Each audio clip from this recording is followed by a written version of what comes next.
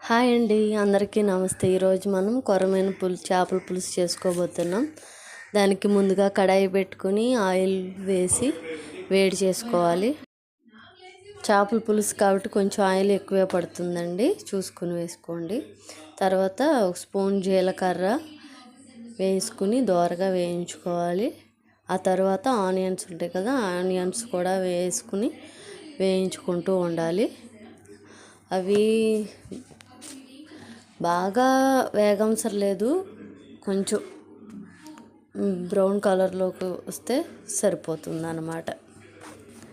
అలా వేయించుకుంటూ ఉండాలి మన చేపల పులుసు కోసం. తినండి, వేగిపోయాయి, మన ఆనియన్స్ రెడీ అయిపోయాయి. తర్వాత అల్లం వెల్లుల్లి పేస్ట్ ఉంటుంది కదా, అల్లం వెల్లుల్లి పేస్ట్ ఒక 1.5 స్పూన్ వేస్తే సరిపోతుంది. అది కూడా అల్లం పేస్ట్ వేసుకొని వేయించుకోవాలి. అల్లం పేస్ట్ వేసాక అది బాగా మంచి ఫ్లేవర్ వచ్చేంత వరకు వేయించాలండి, అడుగంటుకోవాలన్నమాట. అలా ఉంటే అల్లం పేస్టు స్మెల్ ఫ్లేవర్ అది బాగుంటుంది అన్నమాట. టేస్ట్ కూడా సూపర్గా ఉంటుంది. మనకి అల్లం వెల్లుల్లి పేస్ట్ కూడా వేగిపోవచ్చింది. దానికి తగ్గట్టు ఇప్పుడు అయిపోయిందనమాట. అల్లం వెల్లుల్లి పేస్ట్ వేగింది. తర్వాత ఈ కొరమేను అన్నాం కదా, ఇవి కేజీ ఉన్నాయి అన్నమాట. మంచిగా నీట్గా కడిగించి తీసుకొచ్చాం. ఇవి వేగిన అల్లం వెల్లుల్లి ఆనియన్స్ వేసేసాం కదా, ముందుగా వేయించుకుంటున్నాం.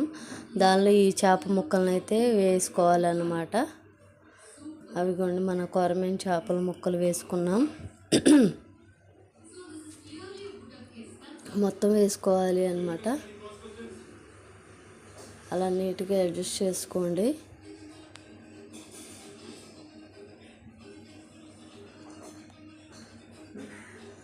బాగా చేపల కూరని బాగా కదిపేసేయకూడదండి. అలా కొంచెం సేపు అలా వేయించుకోవాలి. తర్వాత టర్న్ చేయండి, ఒకసారి టర్న్ చేసి అంతేనండి. టర్న్ చేసి మొత్తం నిదానంగా తిప్పుకోవాలన్నమాట. అన్ని ముక్క అంతా చిట్లిపోకుండా కలుపుకోవాలి. తర్వాత 1/2 స్పూన్ పసుపు వేసుకోవాలి. 1/2 స్పూన్ పసుపు వేసుకొని మనకి రాళ్ళ ఉప్పు అంటాం కదా, అదే గళ్ళుప్పు, రాళ్ళ ఉప్పు అవి వేసుకోవాలి. మనకి సరిపడినంత వేసుకోవాలి. నేనైతే 2 టేబుల్ స్పూన్స్ వేసాను. మీరు చూసుకుని మీరు ఎంత తినగలరో అంత సరిపడినంత ఉప్పు వేసుకోండి. తర్వాత కారం అన్నమాట, 1.5 స్పూన్ వేసుకోవాలి. కారం కూడా మేము కొంచెం తక్కువే తింటాం కాబట్టి తక్కువ వేసాను. మీరైతే 2 టేబుల్ స్పూన్స్ కూడా వేసుకోవచ్చు, అంతే. తర్వాత చింతపండు పులుసు అండి, ఒక పెద్ద నిమ్మకాయ సైజ్ అంత చింతపండు నానబెట్టుకుని అవి పులుసు వేసుకోవాలి. తర్వాత చిల్లీస్ ఉంటాయి కదా, గ్రీన్ చిల్లీస్, ఒక 3 పచ్చిమిరపకాయలు ముక్కలుగా కోసుకుని, తర్వాత కరివేపాకు మనం ఇప్పుడు ఎందుకు వేస్తున్నాము అంటే, ఇలా కొంచెం చింతపండు పులుసు కూడా మరిగేటప్పుడు వేస్తే బాగా బాగుంటుంది అన్నమాట, ఫ్లేవర్ బాగుంటుంది, అందుకే వేస్తాం అండి. మనం చేసుకున్న చేపల పులుసు రెడీ అయిపోయింది. ప్లీజ్ షేర్, లైక్, సబ్స్క్రైబ్ అండి. ఈ వీడియో కనుక మీకు నచ్చినట్లయితే లైక్ చేయండి, షేర్ చేయండి, సబ్స్క్రైబ్ చేయండి. Thank you for all.